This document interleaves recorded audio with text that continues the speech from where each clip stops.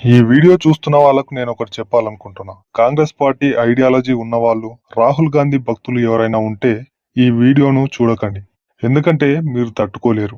రాహుల్ గాంధీ 2016లో వెళ్ళినటువంటి personal tour గురించి, అలాగే ఎస్పీజీ భద్రతను, ప్రోటోకాల్స్ ను పక్కన పెట్టి ఈ పర్సనల్ టూర్స్ ఎందుకు వెళ్తున్నాడు, నోట్ల రద్దుపై చేసినటువంటి అలిగేషన్స్ గురించి ఈ వీడియోలో ఎక్స్పోజ్ చేయబడింది. 2014 లోక్సభ ఎన్నికల్లో కాంగ్రెస్ పార్టీ చరిత్రలోనే అతిపెద్ద ఓటమిని ఎదుర్కొంది. ఒక జాతీయ పార్టీగా తన ఉనికినే ప్రశ్నించుకుంటున్న పరిస్థితి అది.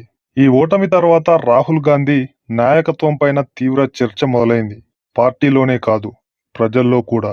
ఆ అవమానాన్ని తట్టుకోలేకపోయాడు రాహుల్ గాంధీ. యూపీ ఎన్నికల సమయంలో 2016 సెప్టెంబర్ 6 నుండి అక్టోబర్ 9 వరకు 2500 కిలోమీటర్ల కిసాన్ యాత్ర పూర్తి చేశారు. అయినా ఈ యాత్ర రాహుల్ గాంధీపై ఎలాంటి పాజిటివ్ ఇంపాక్ట్ క్రియేట్ చేయలేకపోయింది. ఈ యాత్ర ముగిసిన వెంటనే అక్టోబర్ 20 నుంచి అక్టోబర్ 30 వరకు దాదాపు 10 రోజులు యూకే, యూరోప్ దేశాలకు పర్సనల్ టూర్ వెళ్ళాడు. ఇది సరిగ్గా నోట్ల రద్దుకు 15 రోజుల ముందు. సాధారణంగా రాహుల్ గాంధీ విదేశాలకు వెళ్లే ముందు ట్విట్టర్ ద్వారా సమాచారం ఇస్తారు. కానీ ఈ పర్యటన గురించి ముందస్తు సమాచారం ఇవ్వలేదు. రాహుల్ గాంధీకి అప్పట్లో ఎస్పీజీ భద్రత ఉండేది. అయితే ఈ విదేశీ పర్యటనలో తనకు కేటాయించినటువంటి భద్రతా అధికారులను వెంట తీసుకెళ్లలేదని వ్యక్తిగత పర్యటనగా పేర్కొన్నారని అప్పట్లో హోంశాఖ వర్గాలు లీక్ చేశాయి. కానీ సడన్ గా ఎందుకు వెళ్ళాడు? చాలా మంది మాట్లాడుకుంటున్న విషయం ఏంటంటే, రాహుల్ గాంధీ తన బ్లాక్ మనీని మేనేజ్ చేసి వైట్ మనీగా మార్చే ప్లాన్ చేయడానికి, అలాగే గవర్నమెంట్ చేసే నోట్ల రద్దుపై అలిగేషన్స్ ఎలా చేయాలో ప్లాన్స్ చేయడానికి.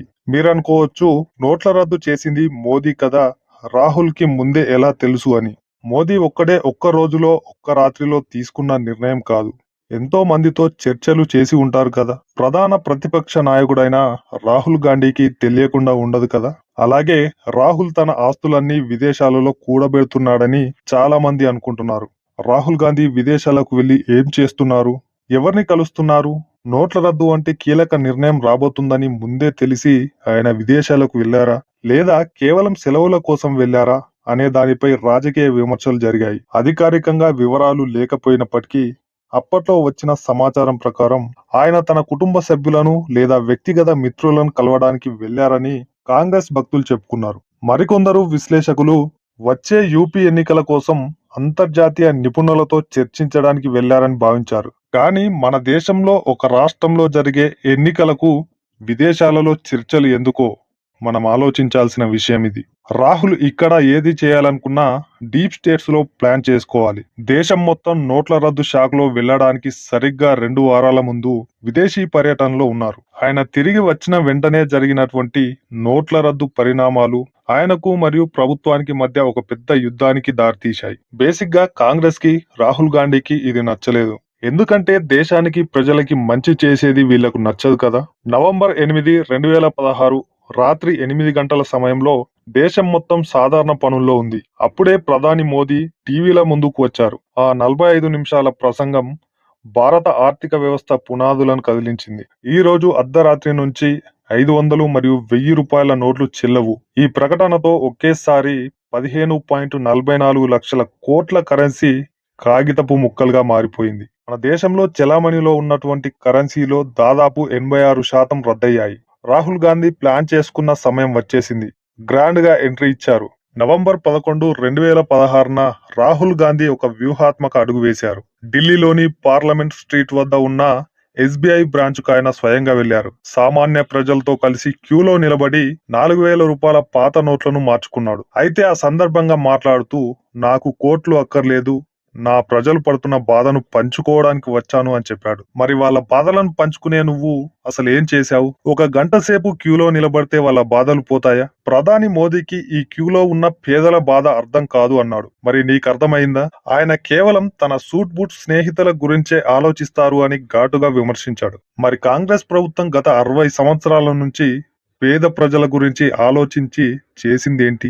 కనీసం మన దేశానికి చేసిందేంటి? ప్రపంచ దేశాలలో మన దేశాన్ని ఎక్కడో మూలకు నెట్టేశారు. ఒక గంట సేపు క్యూలో నిలబడి ఫోటోలకు పోజులిచ్చి నోట్ల రద్దుపై అలిగేషన్స్ చేయడం మొదలుపెట్టాడు. రాహుల్ విదేశీ పర్యటనల నుంచి నేర్చుకున్న గ్లోబల్ ఎకానమీ పాఠాలను ఇక్కడ మోదీపై ప్రయోగించాలని చూశారు. జీడీపీ పడిపోతుందని, ఇది భారీ విపత్తు దారితీస్తుందని ప్రజల్ని భయపెట్టాడు. కానీ మోదీ దీనిని పేదల కోసం ధనవంతులపై చేస్తున్న యుద్ధంగా ప్రకటించాడు. దేశంలో మార్పు రాబోతుందని తెలుసుకున్నటువంటి రాహుల్ పిచ్చి పిచ్చిగా అలిగేషన్స్ చేయడం మొదలుపెట్టాడు. నోట్ల రద్దును ఒక మెగా స్కామ్ గా ప్రజెంట్ చేసి ప్రజలను తప్పుదారి పట్టించాలని చూశాడు. దీంతో పాటు డిసెంబర్ 21, 2016న గుజరాత్ సభలో రాహుల్ బాంబు పేల్చారు. 2013-14లో సహారా గ్రూప్ నుంచి 40 కోట్లు, బిర్లా గ్రూప్ నుంచి 12 కోట్లు మోదీకి ముట్టాయని ఎలాంటి ఎవిడెన్స్ లేకుండా ఆరోపణలు చేశాడు. ఈ ఆరోపణలు చేసిన వెంటనే డిసెంబర్ 31న ఆయన మళ్ళీ ఇటలీ వెళ్లిపోయాడు. ప్రభుత్వం దీనిని హిట్ అండ్ రన్ పాలిటిక్స్ గా విమర్శించింది. ఎలాంటి సాక్ష్యాలు లేకుండా ఆరోపణలు చేయడం. ఇదే అంశంపై ప్రశాంత్ భూషణ్ దాఖలు చేసినటువంటి పిటిషన్ను విచారించిన సుప్రీంకోర్టు జనవరి 2017లో కీలక వ్యాఖ్యలు చేసింది. కేవలం ఎక్కడో పేర్ల మీద ఉన్నటువంటి డైరీ ఎంట్రీలు తగిన ఆధారాలు కావని, ఒక రాజ్యాంగబద్ధమైన పదవిలో ఉన్న వ్యక్తిపై విచారణకు ఇవి సరిపోవని కోర్టు అయితే పేర్కొంది. ఇది రాహుల్ గాంధీ ఆరోపణలకు అతిపెద్ద చట్టపరమైన ఎదురుదెబ్బ. రాహుల్ గాంధీ ప్రధాని మోదీని అవినీతి కేసులో ఇరికించాలని చూసినా సహారా బిర్లా అస్త్రం సరైన ఆధారాలు మరియు రాజకీయ నిలకడ లేకపోవడంతో ఆయనకే బూమెరాంగ్ అయింది. కల్పిత కథలను సుప్రీంకోర్టు ఆధారాలుగా పరిగణించలేమని చెప్పింది. అది ఫెయిల్యూర్ కావడంతో విదేశాలకు మళ్లీ పారిపోయాడు.